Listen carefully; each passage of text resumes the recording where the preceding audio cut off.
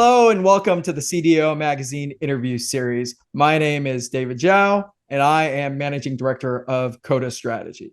Today, I have the pleasure of talking with Hong Gao, the Executive Director of Enterprise Data at Indiana Farm Bureau Insurance. Thank you, David. Very excited to speak with you today.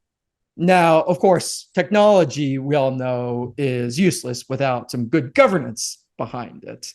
And there we often see a challenge between new data versus legacy data. Mm-hmm. So at your company, how do you manage new data? So that'd be like data available in third-party APIs from the cloud compared to legacy data, for example, DOS or mainframe-based platforms. Yes. Can you kind of tell me about what the difference in governance approach you have for new data versus legacy data? So the new data, it's a mountain of data. So how do we manage it? How do we utilize it? So is this going to be in silos or people pull as they wish? How do you publish, disseminate? So I think all those questions, and you touched the core point is the governance. Governance become an essential piece in overall data management. So let me speak to the third-party data because those are the data we acquire from the external entities, right? When we look at the third-party data, first is business needs. So based on the needs, we get what we are intend to use. So we understand the intention of the use first. So on that point, we have quite a matured process on engagement and engaging and adoption, looking at the business needs, accessing how to integrate in our own platform, whether looking into the operational system, integrate to them, hook it up, or as well as just put it in a data warehouse as a component. Legal compliance review. Can or cannot use, and how to use, for example, email, texting, phone numbers, and what is the disclosure. Mm-hmm. Data from legacy platform. All our admin system, policy admin system are mainframe based. So mainframe itself is very protected. We have a good security tool in place. But on another sense is there is data integrity issues. So those are vendor products over the years. You get from how many years we're in business, how many years we have adopted those legacy platforms. So that's a lagging. But for me, when we get the data, we have a set of hundreds of rules checking on every day to see, hey, is this often records? Where is the missing? And analyze those missings. And is this due to timing? Because I put at a particular point of time, maybe 10, 15 minutes later, that is fine. So if those researches we have done on a daily basis and use automated process, those are fine. And with the certain disparity and the problems, we do engage the mainframe to analyze. Got it. So all to all, to me, another flavor of the governance is do people understand the data? Do they understand the meaning of data? And how do we measure so that everybody is agree upon? I can give you a personal story on that. Oh, that'd be great. Yeah. Yeah.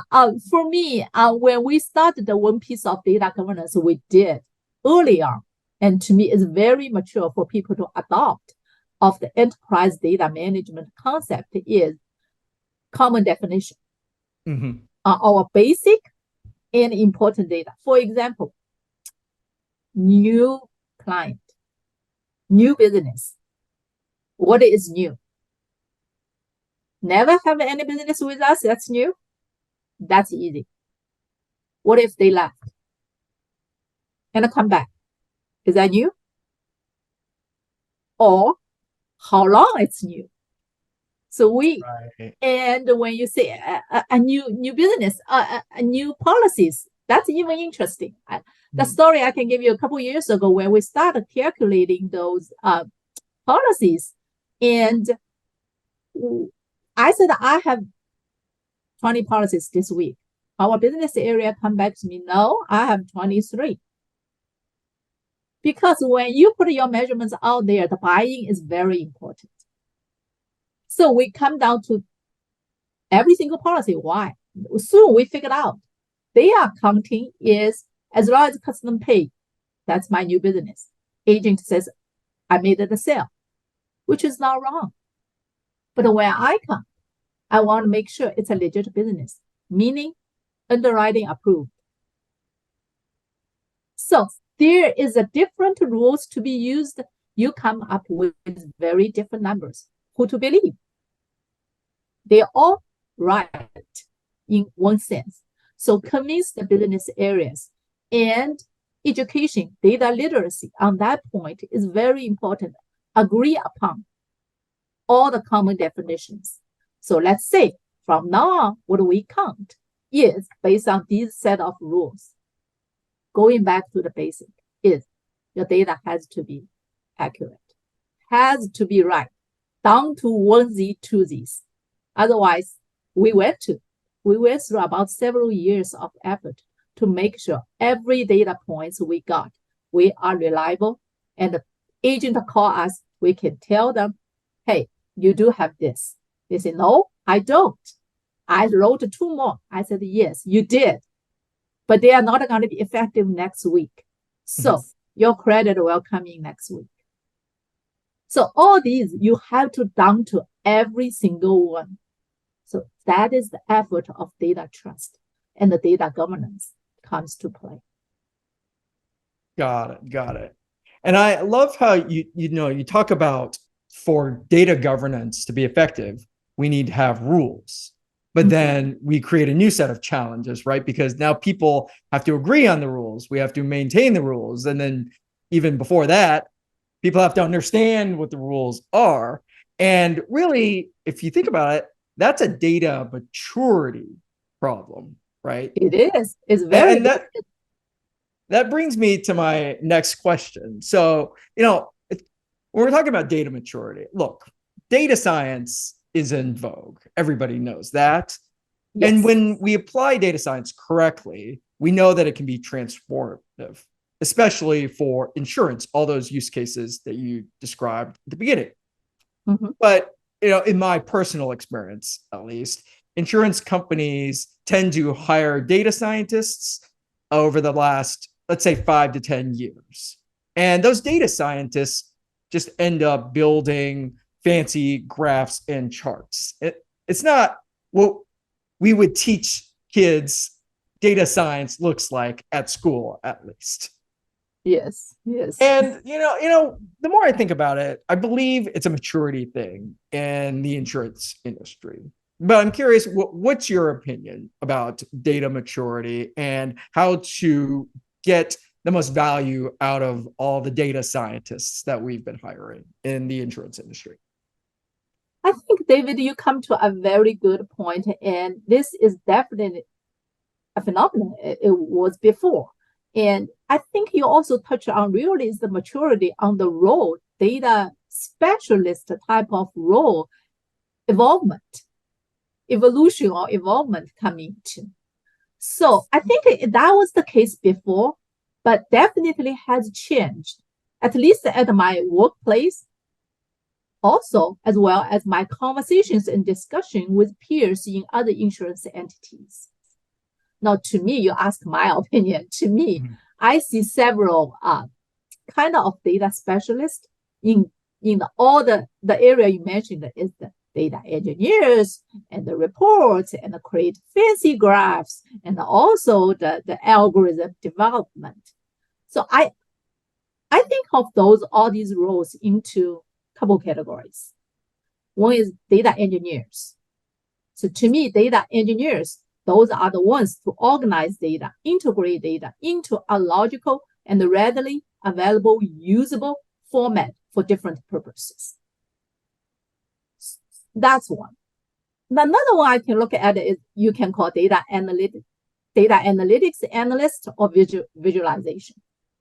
So what I look at them is their primary responsibility is to build a data semantic layer and the models along with endpoint data products. What I mean by that, the endpoint data product, you talk about reporting, you talk about dashboard, you talk about the models that the data power users can link to and grab and the results. You pre-build a lot of set measurements for them. So depending on company size and how fine the responsibilities in each business, and sometimes this role is under business areas. So you call those people data citizens, power users. At my company, this role is centralized together with other data professionals within the enterprise data management team. So we develop models, I call semantic layer models, and reports and dashboards and visualizations. Now, to your interest, data scientists, right?